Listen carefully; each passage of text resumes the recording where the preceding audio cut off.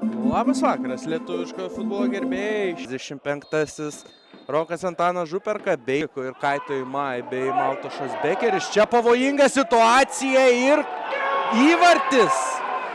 Prasidėjo dar vienas mačas, ten Kretingos Minija namuose priima NFI.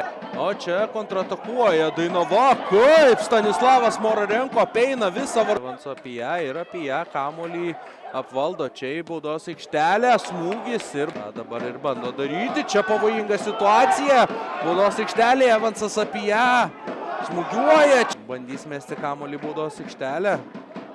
Vėl pavojinga situacija, čia nori žaidimo ranka. Prieš Darių Kublicką, lėtas pribėgimas ir Činonso B lygina rungtynių rezultatą. Sacevičius į baudos aikštelę, ten Madžidas Ziza.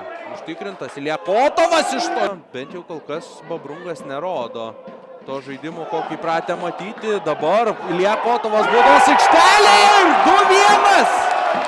2-1. Župerka į baudos aikštelę. Ir čia Skirmant. Čia labai neatsakingai su kamuoliu žaidžia Brungas. Čia šį kartą apsiginti pavyksta. Kotovas iš jau po 4 minučių Ilija Kotovas. Kristupas šį sezoną pradėjo Mažeikių atmosferos ekipoje. Čia pavojinga situacija. Čia Čepkauskas dažnai. Būtent nuo jo prasideda Dainavos išpoliai. Čia į baudos aikštelę. Činonso B baudos aikštelėje. Pavojinga situacija. Krinta.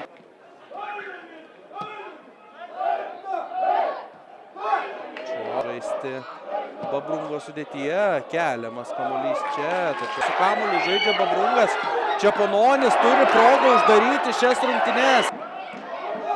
Jansonas baudos aikštelėje, smūgis po vorele. Angulos smūgis ir skaudus smūgis, nustumiantis Plungiškius į antrąją pirmos lygos remiamos Top Sport vietą.